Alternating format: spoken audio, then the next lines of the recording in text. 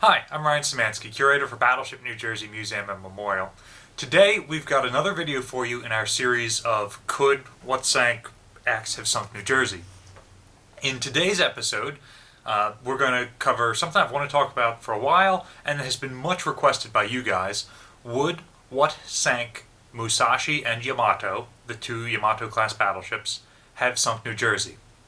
We're going to cover both of them today because the Americans learned a lot from sinking Musashi that they then put into sinking Yamato, which was important because they didn't know particularly much about those vessels. So, let's talk a little bit about that. First of all, Musashi and Yamato both received anti-aircraft upgrades during their career. They were originally built with 12 6-inch guns, 2 centerline super firing over 18-inch guns, and 2 on the wing positions, so that they could have 3 triple turrets aiming in any given direction.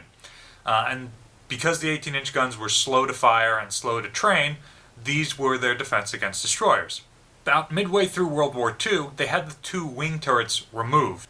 This meant that they had the 12 5-inch guns they originally had, 3 twin mounts on each side, and by the time Musashi was lost, she had 130 25mm guns and 4 50 caliber machine guns, in addition to the 6 remaining 6-inch guns and her 9 18-inch guns, which had specially developed anti-aircraft shells designed for them, basically turning the 18-inch guns into the world's largest shotguns.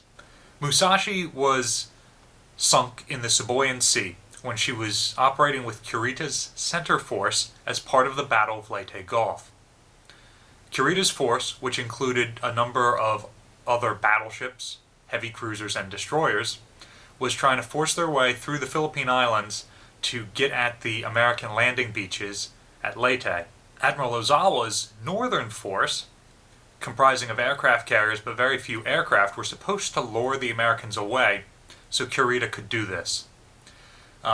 Unfortunately, his ships were spotted by American submarines and aircraft almost from the get-go, and Ozawa's force remained undetected.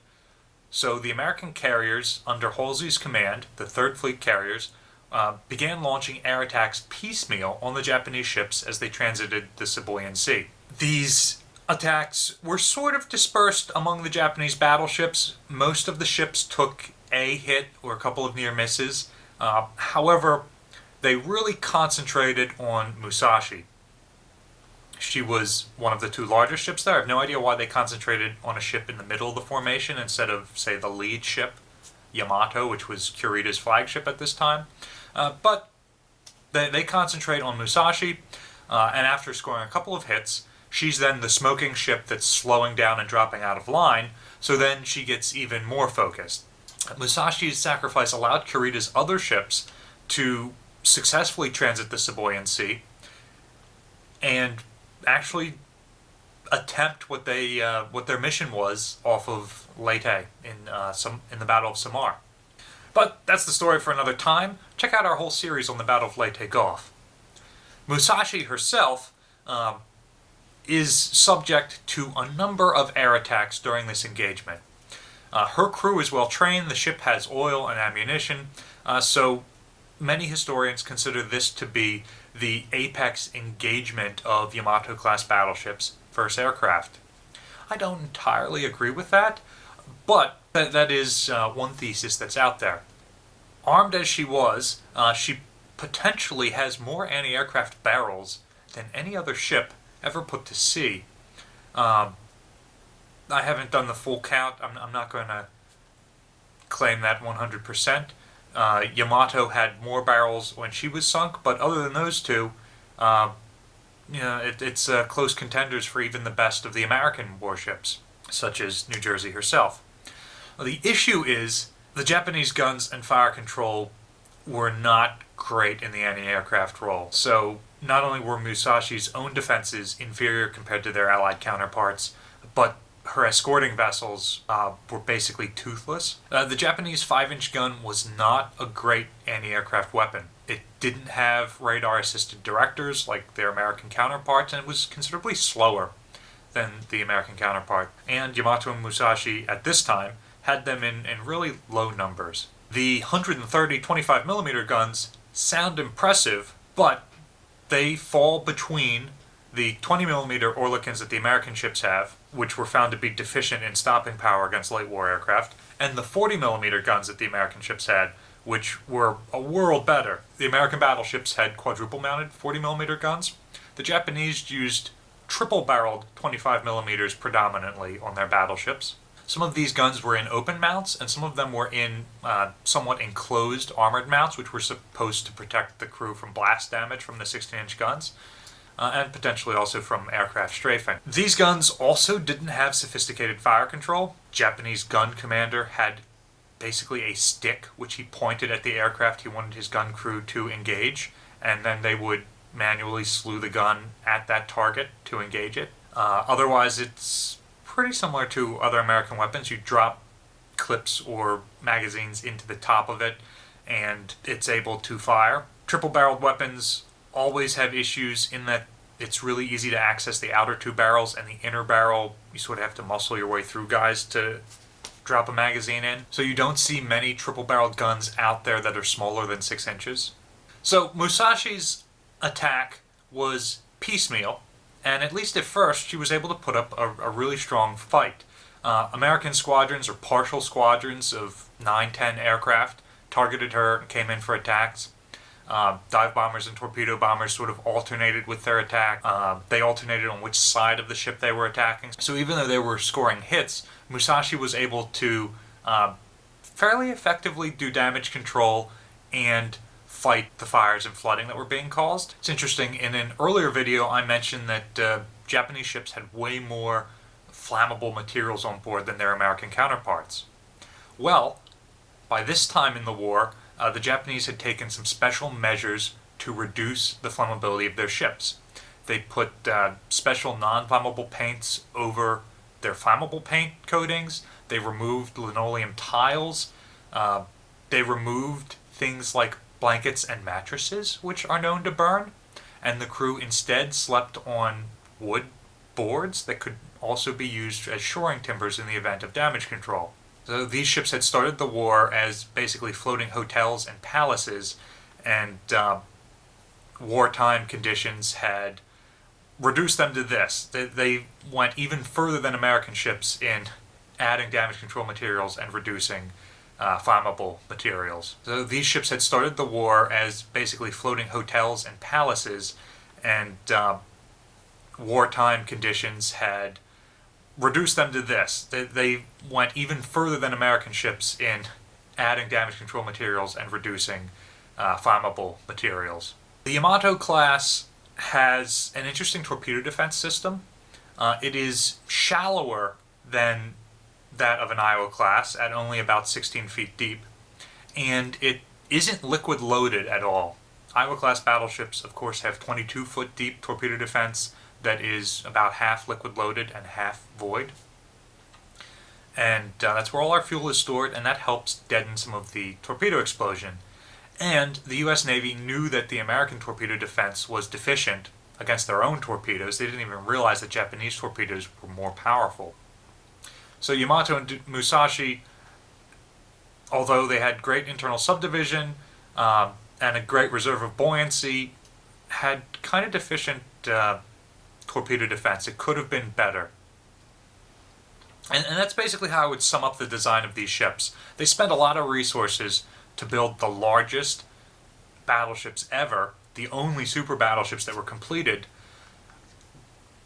but they could have been better. Even though they're an order of magnitude above the Iowa class, the Iowas are just built smarter in a number of ways that makes their lighter armor, their deficient torpedo defense, their smaller guns, almost equal to their Japanese counterpart, which is significantly more powerful on paper. So, this deficiency in torpedo defense had been noticed a little bit earlier in the year, when in March 44, the U.S. submarine Tunny is able to put a single torpedo out of a spread of 6 into the bow of Musashi. That makes her ship something like 3,000 tons of water. Way more than she should have. taken. Musashi is she's able to sail with this force, and now she's being hit by American torpedoes again. And even though she's shooting down planes and the dive bombers are hitting her, the bombs aren't really doing much, but the torpedoes are starting to have a cumulative effect. The American pilots are lining up whatever attacks they can, and they're coming in relatively small groups. So she's being hit by 1 or 2 torpedoes on the starboard side, and then 1 or 2 on the port side, and then a little bit later in the day another carrier launches a strike and she takes a few more. And after each strike, she's able to counterflood. And that is the benefit of having a non-liquid loaded torpedo defense. It means that as you start to flood on one side, you can counterflood on the other side to a much greater degree than the Iowa-class battleships could. And that was the design intention of this system, that torpedoes are going to hit the ship. They're freaking huge. The torpedoes are going to cause flooding. That's what torpedoes do. So we can counteract that flooding to keep the ship relatively stable and make it so that she can continue to fire her guns. After all, that's what these ships were designed to do. They were designed to take a beating and be able to slug it out with multiple enemy warships because they're twice the size of them. After nearly a full day of bombardment, Musashi is significantly down by the bow.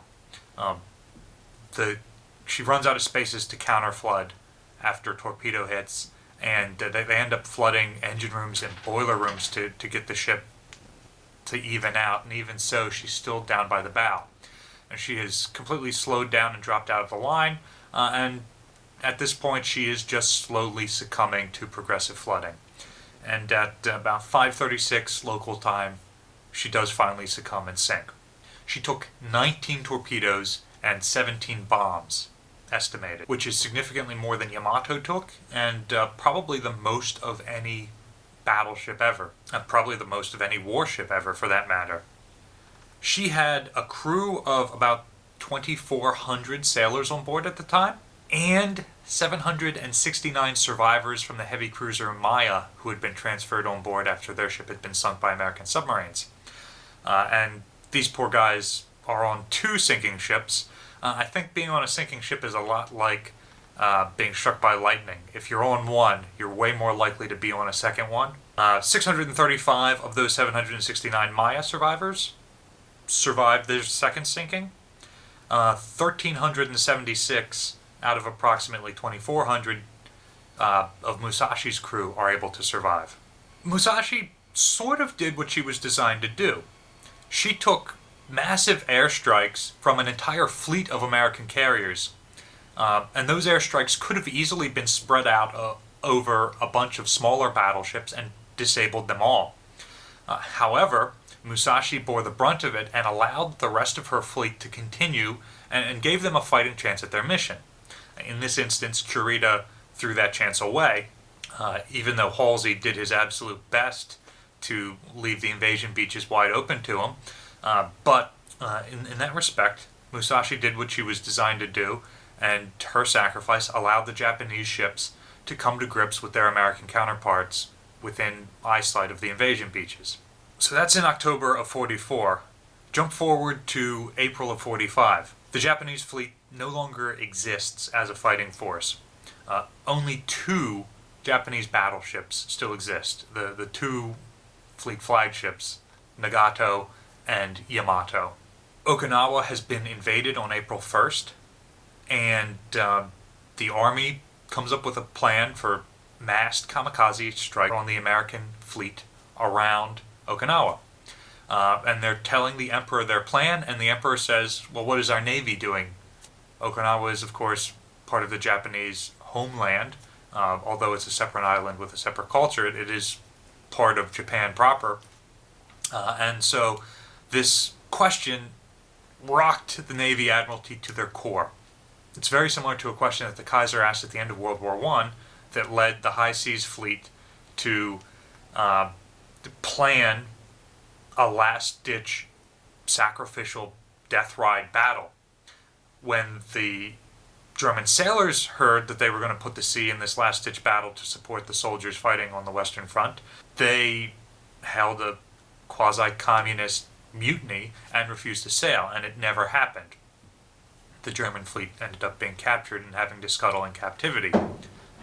When the Japanese naval headquarters decided on this course of action to try and save some face with the Emperor, a number of Japanese admirals questioned this throwing away of lives. Yamato's task was to sail from the home islands with enough fuel for a one-way trip, fight her way through the American invasion fleet, beach herself on the island of Okinawa, and then use her guns as a stationary shore battery until the ship was obliterated.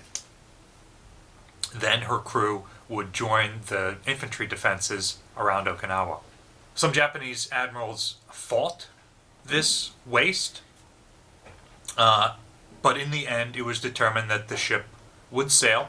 She would be given a single light cruiser and 8 destroyers as her escort, the entire force that the Imperial Japanese Navy could muster at that time, and fuel. Again, the ships were supposed to only get enough fuel for a one-way trip.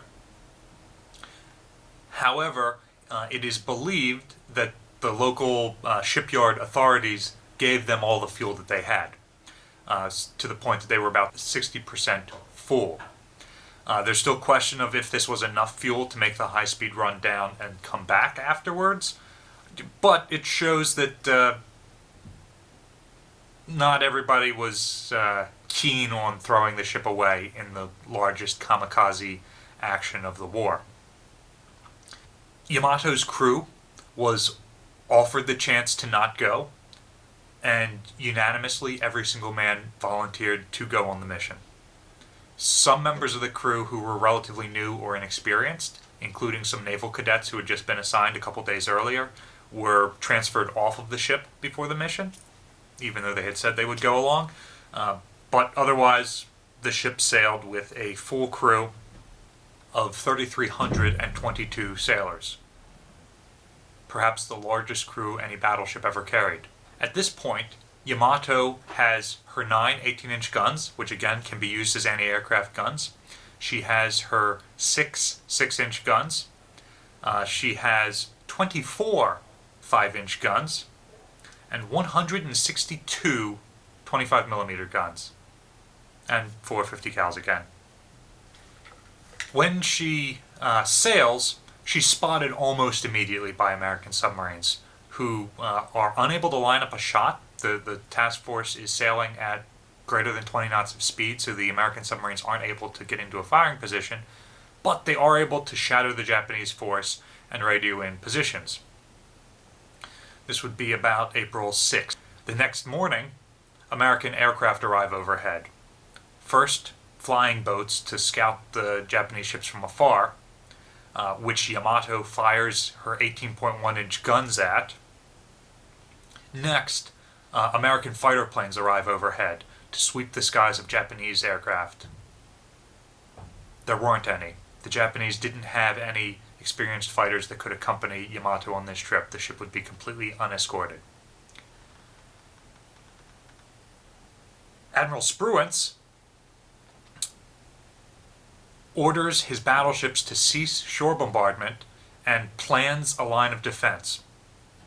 He takes the battleships Massachusetts, Indiana, South Dakota, New Jersey, Wisconsin, and Missouri, the large cruisers Alaska and Hawaii, 5 other cruisers, and 21 destroyers to eliminate the Japanese force.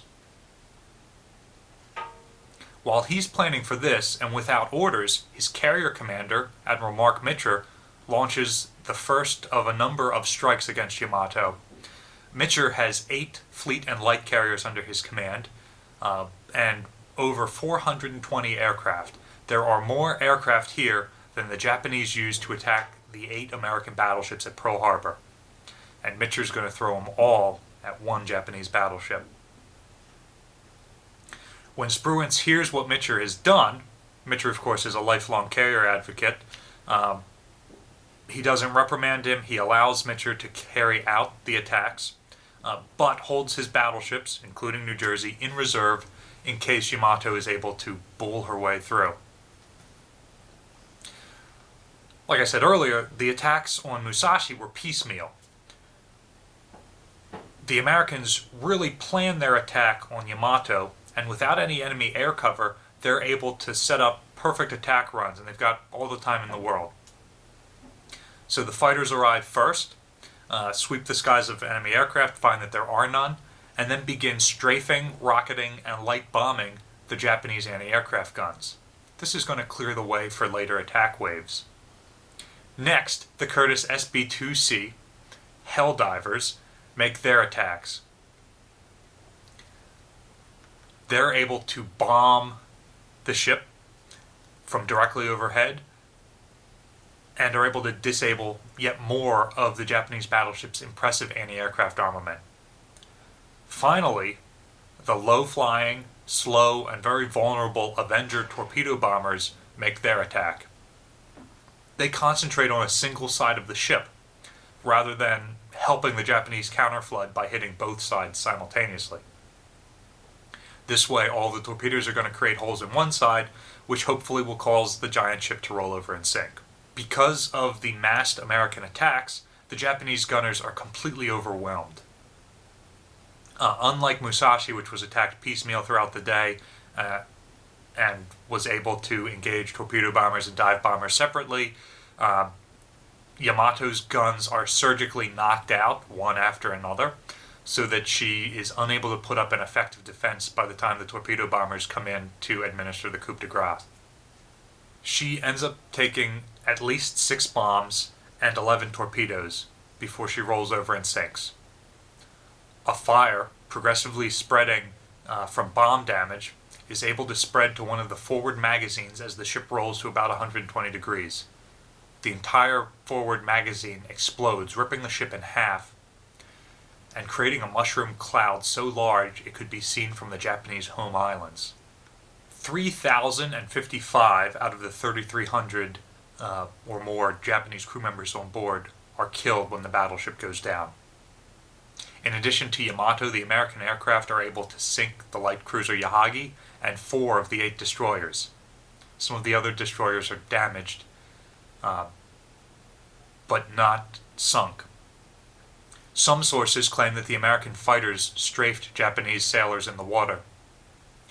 The low number of Japanese survivors suggests that this could be true. Other sources say that the American aircraft stopped their attack when the Japanese destroyers began picking up survivors.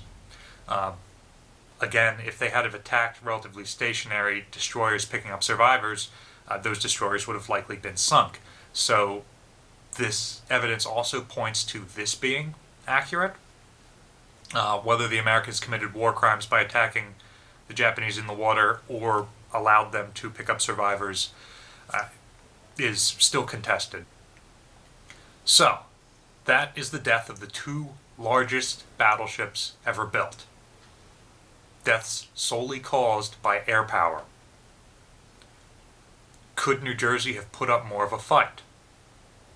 In her World War II configuration, New Jersey had better anti-aircraft guns than her Japanese counterparts, but not more.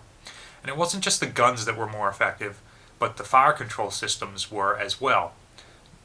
Using radar as fire control and having individual directors for basically each 40mm mount meant that she could successfully engage multiple targets at a time. Additionally, while New Jersey has lighter armor, she has a significantly higher speed. She's 6 knots faster than either Yamato or Musashi. So, in running through the Siboyan Sea, in Musashi's place, New Jersey might not be able to use her high speed. She's operating with a Japanese fleet that also has slow battleships with it. That fleet's maximum speed is probably about 24, 25, maybe 26 knots. However, as the attack happens and the ships are able to maneuver independently, her speed may have been allowed to increase, and the Iowas are really maneuverable ships for their length-to-beam ratio, which means that she could have been able to dodge some of the hits that started flooding on Musashi. I believe that New Jersey could have scored more kills. New Jersey has 20 anti-aircraft kills during World War II. However, the Japanese aircraft she was shooting down were older, less sophisticated, and had less well-trained pilots. If, in this scenario, she's being attacked by the state-of-the-art American late-war aircraft that Yamato and Musashi faced, she may not have necessarily been as effective. She would have been more effective than Yamato and Musashi for sure, but might not have lived up to the 20 kills she was able to get elsewhere in the war. Regardless of her 20 kills, which a squadron of aircraft in the Navy is about 18 during World War II, so she, over her entire 2-year career, was able to shoot down roughly one squadron of aircraft. She was being attacked by multiple aircraft throughout the day. Each successive hit is going to make the ship heavier and slower, and it's going to eliminate any aircraft positions, and it's going to cause her to become slower and less maneuverable, easier to hit in the future. Had the American bombers seen New Jersey as the largest and most powerful ship there, like they did with Musashi, I see them easily ganging up on her and attacking her throughout the day, allowing the Japanese fleet to leave. Had they not seen her as the largest, and spread their attacks out amongst the rest of the ships, I could easily see many of the Japanese ships in this scenario being damaged and all having to retreat without having a chance to perform their mission. Any damaged ships that retreat likely wouldn't be repaired and would be sunk by American carrier power in port later on in the war. So I don't see any major change to this scenario. In Yamato's case, if New Jersey is making a suicidal death run, again, she can go faster. The Japanese destroyers and cruisers were able to all make in excess of 33 knots. So that whole force could have basically been going 10 knots faster than Yamato's squadron was when she was attacked. The American battleship doesn't have any anti-aircraft guns for her main battery, but it's unclear that the Japanese anti-aircraft shells were successful from their 18-inch guns. Only successful at wearing away the rifling of the barrel. One of Musashi's anti-aircraft shells exploded in the barrel, probably as a result of a previous bomb hit that had gone undetected, and basically disabled an entire gun turret. So, at least New Jersey wouldn't be damaging herself with her guns. Again, her 5-inch and 40mm guns would be extremely accurate. The 20mm guns would not have the stopping power to do much damage to the late war American heavily armored aircraft attacking her. The 40mm guns are less shielded than the Japanese 25mm guns, and so the American strafing and rocket attacks would probably kill a number of the 40mm gunners on deck and render those batteries inoperable. Yamato and New Jersey have similar numbers of compartments, so the American planes concentrating on one side, scoring torpedo hits, would likely do more or similar damage. Again, the American battleships do have liquid loading that will defeat their ability to counterflood somewhat, but it will cause the individual explosions to do less damage. However, those torpedoes were presumed to be able to defeat New Jersey's torpedo defense. In the final battle, I could easily see American aircraft expending more ammunition to sink New Jersey, just because she's faster and more maneuverable. But if they're able to land the same 11 torpedoes and 6 bomb hits, that's all she wrote. In an 80s era engagement, New Jersey might fare differently. For one, she doesn't need to get as close to the American fleet to start loosing missiles. For a second, her Phalanx close-in weapon system would be pretty effective at aircraft within 2 miles. In Musashi's instance, when the American planes are attacking a couple at a time, 8, 9, 10 planes to a flight, the Phalanxes may well be able to engage and destroy the bulk of those aircraft prior to them being able to launch their ordnance. There may even be enough time in between individual flights for the crew of the ship to take the 15 minutes necessary to reload each of the Phalanxes for their next minute's worth of ammunition. Again, the ship is able to operate at higher speed than her Japanese counterparts, and she may well be able to survive that engagement.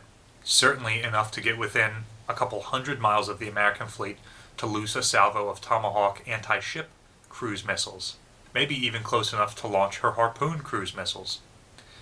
These missiles would make light work of the escorting aircraft carriers and destroyers that would put up such a fight at the Battle of Samar. If these are eliminated, perhaps New Jersey is able to get close enough to use her guns on the American merchant ships. More likely, if she's able to force her way through the Saboyan Sea and bloody the American fleet, she's only going to encounter the full force of Admiral Lee's battleships, which Halsey would undoubtedly leave behind. New Jersey on her own cannot fight 3, 4, 6 enemy battleships. Likewise, in the final death ride, New Jersey's phalanxes may have been able to engage a couple of the Corsair and Hellcat fighter planes that are strafing. The ones that get through, however, or the ones who wait for her to run out of ammo, are going to knock her phalanxes out relatively easily, and the ship has virtually no anti-aircraft defense, just her 5-inch guns, which are in lower numbers than they would have been in World War II. At this point, she's relatively easy pickings. Again, if she can get within 200, 250 miles of the American fleet, maybe she can use her Tomahawks to do some damage. Maybe she can do more damage than Yamato did before she was sunk. However, the end result is inevitable. The American carriers can launch near infinite strikes on New Jersey, and she will eventually go down. New Jersey has air search radar that allows her to detect incoming aircraft from further away. However, these aircraft are going to be within detection range and marshal, so whether she sees them or not, she's going to have the time to get her guns ready. Her radar fire control will lead to more accurate shooting until the antennas are destroyed by bomb and fragment damage. I don't believe any battleship, World War II era or more modern, could survive the attacks that put down Yamato and Musashi. For a more complete breakdown of Yamato vs. New Jersey, check out the video linked in the description below to our comparison between the two. Otherwise, do you think New Jersey could have survived better than Yamato or Musashi? Let us know in the comment section down below. What are some critical factors I didn't take into account? Do you think there's any battleship that could have survived those massed air attacks? Or any set of circumstances we could change to change the outcome? Battleship New Jersey receives operating support from the New Jersey Department of State. Also from a number of private businesses and individuals like yourselves. In particular, it's the support from individuals like yourselves that has allowed this channel to grow over the last year. Your private donations have allowed us to go from making one video a week to making multiple videos a week, and making the YouTube channel a larger part of our jobs. Thank you for your support. If you would like to continue to support us, there's a link in the description below. And as always, remember to like, share, and subscribe so that you're notified when all of those new videos come out. Thanks for watching.